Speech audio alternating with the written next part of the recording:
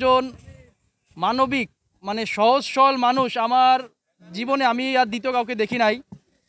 সে তার পরিবার দ্বারা মানে আপনারা অনেক সময় দেখবেন সিনেমাতে অনেক সময় যে ঘটনাগুলো আপনারা দেখেন একটি সুস্থ মানুষকে কিভাবে পাগল বানানো হয়, কিভাবে তাকে মানসিক নির্যাতন করে, তাকে টর্চার করে, তাকে পাগল দেখানো হয়। সেম কাহিনী আপনারা যদি আমি এখানে যারা কথা বলবে বাবু ভাইয়ের সম্পর্কে বলতে গেলে একটি বই লেখা হয়ে যাবে। তবুও তার যে কষ্টের লাইফ এটা কোনদিন সেই সিনেমাকে সে হার মানিয়ে ফেলবে। সে এত কষ্ট করে জীবন থেকে সে বিদায় নিয়েছে। আমাদের দেখা মতে আমার এই কথা বলতে আমার হাত কাঁপতেছে। আমি তাকে দেখি নাই কোনো দিন সে পেট ভরে খেতে পেরেছে। সে যদি কোথাও খেতে যায় সে অস্বাভাবিকভাবে খেত। আমি বলতাম বাবা ভাই কী হয়েছে, বলছে আমি কতদিন পর খাচ্ছি আমি জানি না, আমি এরকম খাবার পাই না। যার বাবার একটি বাড়ি রয়েছে এখানে, যার বাবা কোটিপতি, তার ছেলে এই অবস্থা হবে কেন? এর পিছনে একটি ষড়যন্ত্র। তার যে সৎ মা এবং তারা সবাই মিলে এই আমাদের বাবু ভাইকে পাগল বানিয়ে রেখেছে 20টি বছর। এমনকি সর্বশেষ তাকে যখন প্রতিনিয়তকে মারা হতো, সর্বশেষ তাকে যখন মারা হয়েছে এই পরিবারের লোকজন যখন বুঝেছে তার অবস্থা খারাপ, তারা ঘরে তালা মেরে সবাই চলে গিয়েছে। এমন পৈশাচিক পরিবার মানুষ কীভাবে হতে পারে? একটি মানুষকে মেরে সেই ঘরে তালা মেরে তারা সবাই পালিয়ে গেছে।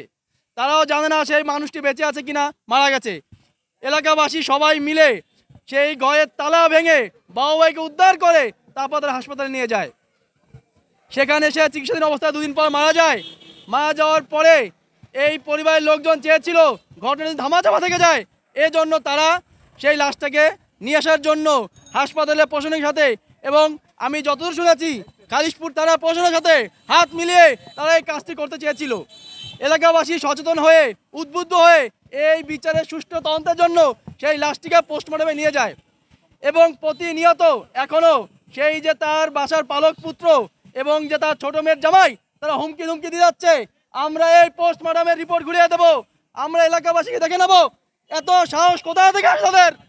আমি খালিশপুর প্রশাসনকে বলতে চাই আগামী 24 ঘন্টার মধ্যে যদি এর কোনো বিচার না হয়, যদি গ্রেপ্তার না করা হয়, আমরা এলাকাবাসী এই প্রশাসনের বিরুদ্ধে খালিশপুর থানা ওসির বিরুদ্ধে দুর্বার সংগ্রাম আন্দোলন করে তুলবো।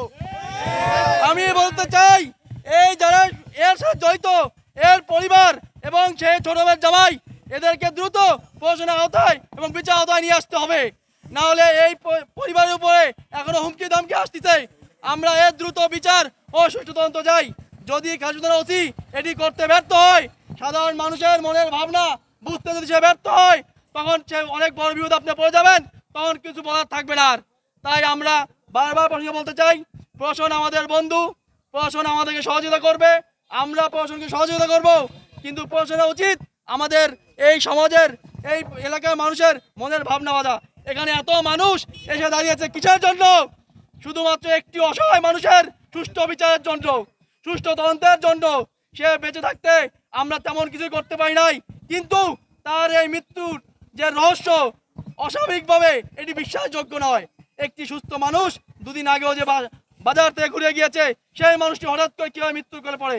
এবং আমরা যত জানতে পেরেছি প্রাথমিকভাবে তার মৃত্যুর যে কারণ বিশেষ করে ফুড পয়জনিংয়ের মাধ্যমে খাবারের সাথে কিছু মিশিয়ে তাকে মৃত্যু করা হয়েছে। এর সুষ্ঠু তদন্ত আমরা চাই। এবং তাকে যখন হাসপাতালে নিয়ে যাওয়া হয়েছে তার শরীরে অসংখ্য আঘাতের চিহ্ন, তার শরীরে অসংখ্য মারের চিহ্ন বুকে পায়ে সব জায়গায় রয়েছে। এবং ডক্টর যে বলেছে যে তাকে ফুড পয়জনিং দেবে বিষক্রিয়ার মাধ্যমে তার শরীর থেকে নিস্তেজ করে দেওয়া হয়েছে এবং সে ধীরে ধীরে মৃত্যুর দিকে ঝুঁকে পড়েছে। এর সুষ্ঠু তদন্ত ও বিচার চাই। এবং যে বা যারা এই পরিবারকে এখনো হুমকি ধমকি দিচ্ছে তাদের বিরুদ্ধে দ্রুত আইনের আওতায় আনার জন্য আমি খালিশপুর প্রশাসনকে জোর দাবি জানাচ্ছি।